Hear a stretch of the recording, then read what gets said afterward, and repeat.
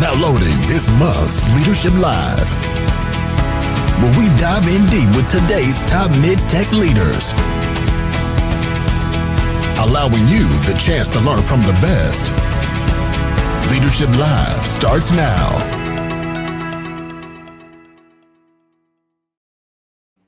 Hello, Floodgate family. Thank you so much for joining us on this edition of Leadership Live. And I'm absolutely ecstatic to have the opportunity to get to know better and learn from Andreas Schmoker, who is the CEO of Odne, which is endo spelled backwards. So that kind of leads into a little bit about what you do. I've gotten to know you a little bit, but people listening haven't. So tell us a little bit about yourself and tell us a little bit about the impact and what you guys are doing at Odne. So thank you very much for inviting me to the podcast. It's a pleasure to join. As you said, we focus on endodontics. So the Odne spelled backward comes from endodontics, and some of the people listening have certainly already have a root canal, and this is what we do. We develop technology for endodontic specialists to make root canals more successful and less painful for everyone. Wow, that's pretty powerful. I mean, what are we going to use as an analogy of like it's not as bad as a root canal? I mean, if root canals don't hurt as much, we're going to lose that phrase, right? I'm kidding. But it's historically been a very painful procedure, right? And you guys are really helping to alleviate the challenge of that procedure, right? Yes, I mean you're exactly right. But what is important to consider is that part of this myth, I would say, that the root canal hurts is wrong, because what happens is that you have a lot of pain. So you are in pain, and then you go to be treated, and then your pain should actually disappear. So root canals, they don't hurt as much as people say. So if someone is afraid of a root canal, I would just tell them, don't worry. It's not going to hurt at all. What is going to happen is actually that the pain is going to disappear. But the reason why root canals are associated with pain is it can be extremely painful before being treated. So maybe one day we will be able to make this phrase disappear, but unfortunately, the persistent pain before being treated may still continue to be in place for the next few hundred years. Yeah. But in terms of treatments, we can make it better.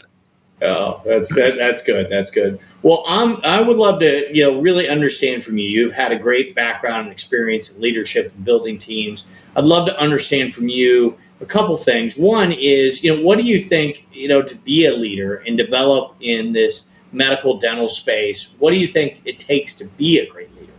What's unique? I think what is special in the medical device field is that it takes a long time. Typically, it takes a few years to develop a product. Then you have to go through FDA clearance or regulatory clearances, and only then you start selling, marketing, and actually generating revenue. So I think as a leader in the MedTech space or the biospace in general is that you have to be very persistent. You have to be able to commit for several years until you get a product to the market, especially in a startup environment where you really start from zero. If you, of course, join a larger company that already has a set of products, it's slightly different. But in our case, we're a startup company. So you start at zero, then you build everything up, and to go through with this, you need the motivation, you need the persistence, you also need to really believe in I think what you're doing, because it's often new what you do. It may not immediately work, and for a team that can be extremely demotivating if things don't work the first time you do that, and you have to try again and try again to find solutions and push things further. I think that's a really good juxtaposition. You take any other markets as a startup, you can develop a product, go to market fairly quickly, get market signals, get that Pavlovian effect that motivates you to continue. But in the med tech and dental tech world, that's not the case, right? You got all that regulatory, you got a lot of time to develop in between before that ever becomes a reality.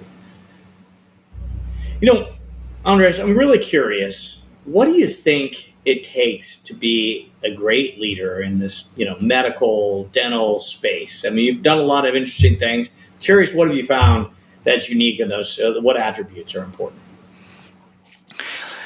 Thank you for the question, Jack. I think what is most important is that you are persistent, because these are typically very long projects. You incorporate the startup company, you start with some research, then you start product development. You have to bring the products over through regulatory hurdles like FDA clearances, CE marks. Then you have to go into manufacturing. There's a lot of quality work involved, and only then you can actually do marketing and sell your product and get to revenue, which is what you ultimately want, because it's a company. And I think to go through this path, you need to be willing to put in the time. You have to be motivated. You also need to motivate your team. Not everything that you do will work. Not everything is successful, and whenever there's a failure, this can be demotivating for the team. So as a leader, you really need to be persistent and willing to go through with this. That's a really interesting perspective, because you have such a long time, especially in startup community, where you're pre-commercial, you're pre-FDA, that there's such a long time in not only having that persistence of the leader, but in inviting the rest of the team to come along with you in that persistence, right? And having that ability to motivate, where in other markets you might be able to be able to sell something, get some commercial signals which motivate the team. But in MedTech, as you're developing, you don't have that. So having that persistence, I think, is a really great thing. And you mentioned about the team and keeping them motivated.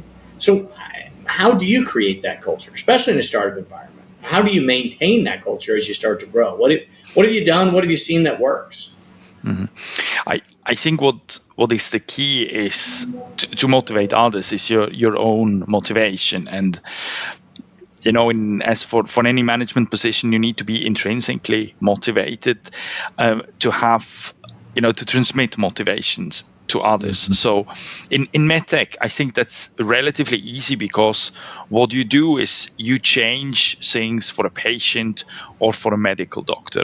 So in some part of the world, you try to make the world a better place for someone. Mm-hmm. And this is intrinsically, it's a good cause, and this is also something that you need to communicate to your team and say, the reason why I'm motivated to work for this company as a CEO is because we're contributing to making something better. And this is, and if you then also live this and show it to people, show that your engagement with doctors, with patients, and show that you care about things that are aligned with this mission, I think at that point the team also then takes this motivation over and puts it into their daily work.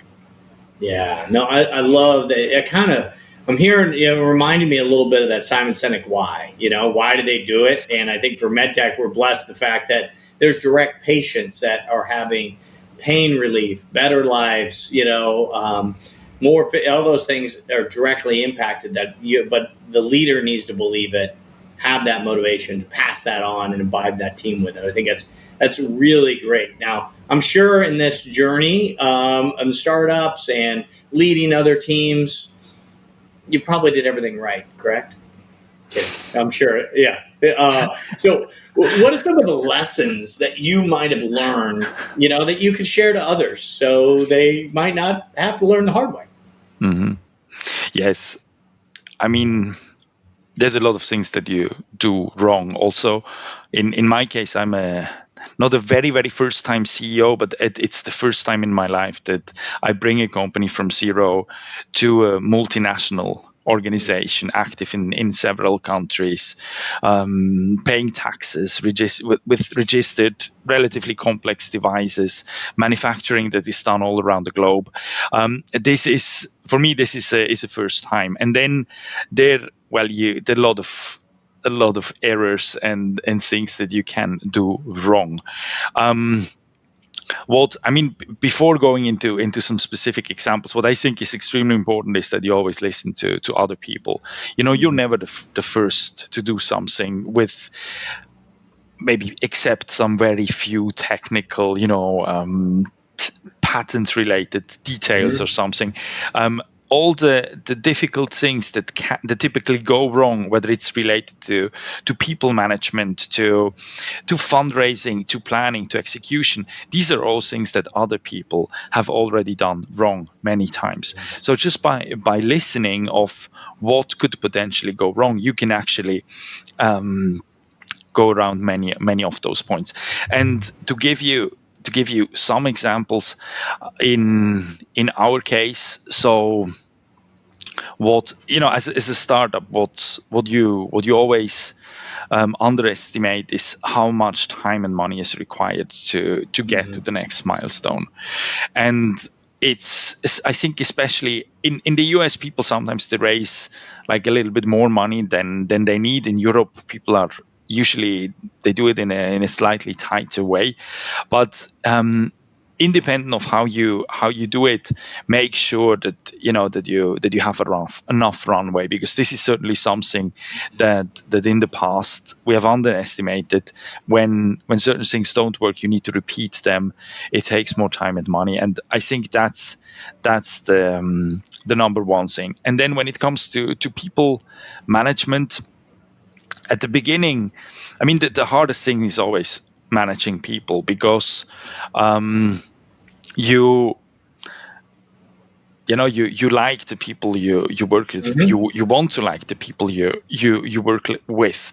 And then sometimes it doesn't work. Sometimes the person doesn't fit into the team, or sometimes the person is not able to deliver. Luckily, this is rather rare, but when it happens, at the beginning, you don't immediately see it. It takes a little bit of experience to make sure that that you set the KPIs on the first day, so that and then really track things also, to be able to say after a month or two, is this person now really delivering or not? And then when people are not delivering, or when people are not integrating into the team, it's very important to let these people go quickly. And I think that's for every CEO, this is the absolutely hardest part, because you hired this person because you believe in this person, and then when you have to let the person again go, it's not what you want to. But if you drag people on, the other team members will realize. They see, well, this person is not delivering. Why is this person in the team? So it's you don't you what is very important to understand, that you have to let these people go, because for the rest of the team. And at the beginning, this is, or still now, actually always, it's really difficult, and not a part of my job that I enjoy, and I think no leader enjoys. No, I think you bring some really good lessons. I think first, you're going to enter a lot of questions that you've never had to answer before personally. But the good news is most of them has been answered somewhere else. So find those individuals and listen to them. I think that is awesome advice. Instead of trying to figure it out on your own, gain that and listen to them. And then as far as that, make sure you have enough capital. It's always, I think the rule of thumb is it takes twice as much money and twice as much time. And I think Dan Sullivan will say 3 times as much in his startup education. So you're absolutely right. It always takes longer than you think. And then I love the fact, when you go back to culture and talking about those people, of you love them, you like the people, but sometimes the role they're in, the spot they're in, isn't right for them. It's not right for the organization. And as a leader, we need to be able to quickly help people move on to something else that's better for the organization. And I've found most time better for them at the end of the day. Those individuals that doesn't fit, because they're usually not fun. But speaking about the ones that don't fit, you have the other side, the high performers, right, of the team. The ones that really are, that can really change and grow with the organization. How do you develop those high performers correctly? What have you found? What do you do? yes, it's these high performers that you absolutely want to keep, and you will do everything to keep these people, whatever the situation is, and to first build them. I think what is the key is, first, like, delegating things to them. Mhm. People cannot perform if you don't give them the space to Yeah. perform. And and this is always a trade-off. Not everything is going to be done in the way you would like it. And on one side, you want to make sure that things, you keep them somehow in a reasonable range. So it's always, you give a little bit too much responsibility, then you have to take a little bit back. It's a little bit back and forth. But I think this back and forth with high performing people, it quickly like centralizes at the point where there is a trusting relationship, where the person understands me. What I need from the person, or from the employee, or what the employee needs from me, is understood from both sides, Mhm. because this is always the prerequisite for working well together. And then that this person is also then going to deliver what actually Yeah. is needed. And I think, so to get to that point, what is important is that you clearly define what the expectations are, you give sufficient liberty to the person, and then it's communication, that the communication is clear and managed adequately from both sides. No, I think you bring up some really good points. Is that give them, delegate, because I've heard another leader use the phrase that I love is great people love great responsibilities. So what can you delegate? But when you do so, have great accountability, like what's expected. What does this really look like? So that way it's clear, so that individual can do it long term, and then monitor. Hey, we overburden them if we to adjust, because you don't want to burn them out either. I think that's some great examples. Now, how you found you find those great talent? What's worked for you to find those high performers, to engage them, to bring them onto your team, especially if you're rapidly growing? What's worked for you? This is something near and dear to my heart, obviously. So the high performers, I think, for us, one advantage that we have is that we're a startup company that is doing something very innovative, something that no one else has ever done, and and this is what you need to market towards your employees, because people, they want interesting jobs, they want challenging jobs. Of course, they also want to earn a good salary, a reasonably good salary. But in the end, if you can give someone purpose, you already have done a very important step of getting to a high performer. Because high performers, they always want purpose. They don't just want the money. They want to deliver something that gives them happiness and satisfaction. And I think this starts already during the hiring process. You have to show people that they will be unique, not only in this organization but on the planet. They will be unique, Yeah. delivering what they will be delivering for this company, that no one ever has this done. And I think that's probably the number one key point to hire excellent people. Then, of course, there are also some, operationally and execution Yeah. wise, there are a lot of things that need to be done. Where you post, who do you work with, people are referred to you, the hiring process, how you manage the hiring process. We can also go a little bit in these details, but is this also part of the question? Yeah, no, I think though, I think what's unique is a lot of people do spend a lot of time in those, as you said, the details and the process and the steps, but how important it is to define and promote your culture and what's there ahead of time, so it attracts the people that are intrigued by that, right? Not everyone's intrigued by the ambiguity of a startup, to the ability to be able to change things, to do things that might not be on their quote unquote job description, but some people are. And that culture you've got to put out there ahead of time in the right, authentic way, so you're attracting the people that do fit that need at that time. I think that's a great example in defining that, and getting that message out. I mean, I heard that it was like 73% of candidates won't engage with an opportunity if they don't understand the culture of the company. Okay. And I think you hit that right on the nail on the head. So that's great. I do have, there's people listening to this that, are obviously leaders learning, but there's also people listening that want to be a leader, that want to grow their career. What would you say to those individuals, those aspiring leaders? What advice would you give them? I think, if you want to become a leader, you will one day become a leader. And First desire. Yeah. and sometimes you will become a leader before you intend to become a leader.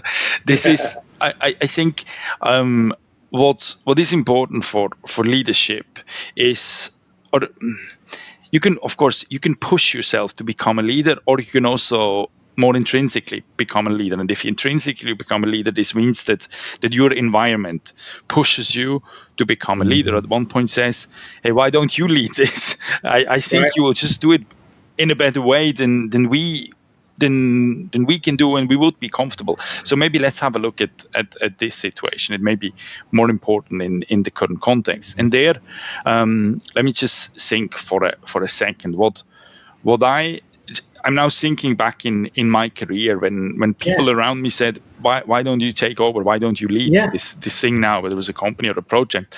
But but I think something very important is the drive. Just let's take it. Let's push it forward. We want to go there. We want to make this happen. Let's go for it together. I think this is something that leads to a lot of intrinsic leadership. And a second point is certainly the way you live things, or the way you approach things. You need to be convincing as a leader. So you have to be motivated about what you do. And I don't know, your heart needs to be at the right place. Maybe you can also work without that, but I think your fundamental view on the project or the company has to be aligned. And then as a last point, what would I mention? I think the number 3 would be expertise. Yeah. If Become an expert. People will always have questions, and they want someone to reply to these questions. And at the beginning, you may not have the expertise, but then you start working in a certain direction and you develop expertise. And as soon as the expertise comes, there's also an intrinsic potential for leadership. And then you will become a leader automatically. People just say, why don't you lead? and then sometimes it's more of like accepting to taking this role than actively pushing for it. I think it's, as I listen to your advice, they're almost linear, right? First, you have to decide that's what you want to do. And that want probably creates that desire and get it done spirit to not only take tasks, but become the true student of the game, so that you become the expert. And that drive and that expertise usually means when everyone looks around and says, hey, we need someone to lead this, or why don't you do it? You do it better than me. They look at that individual. I think that's some great advice there. So in speaking about people that push hard, I always like to ask leaders about, because a little bit of leadership is being a superhero. So who is your favorite superhero? My superhero. And the big question here is why? That's a big question. I don't have a superhero. I never ask myself why, but I truly believe everyone can be a superhero. Like if you think about what is a hero is always traditionally from the battlefield, or someone who puts him or herself forward for the greater good of the community. And if you think from that point about who is a hero, who could be a hero, you can be a hero, helping an old lady crossing the street. Yeah, Or that's my view of what I love it. is a hero or a superhero. So um, I Yeah, think the hero component is more of what you actually do for other people than a definition of being Superman or Batman or I cannot relate too much to these characters, to be honest. I love that answer. You don't necessarily need tights, you don't need armor, but everyone can be a superhero and have the choice to be a superhero and put themselves, to help the greater good. Any chance, whether it's crossing the street, the old lady, or other examples. I love that we all can be superheroes. I think that is a great way to absolutely end this leadership live, and a message that I know I'm going to take with me. And I hope everyone else listening, if they remember one thing, that we all could be superheroes, is what I'm Yes. going to remember. So Today, be a superhero today for the be a people around superhero you or today. everyone on the planet. Absolutely. So, well, thank you so much for joining us on this edition of Leadership Live. And if you have questions, want to get in touch with Andres or learn more about the company, please comment below, and we'll be tracking that and be answering those questions. So, thank you so much for joining us on this edition of Leadership Live, Andres. We've really enjoyed getting to know you, and I know I've learned a ton from your advice. I'm sure others will as well. Thank you very much, Jack. It was a pleasure joining you on the podcast. Thank you for giving me the opportunity to discuss.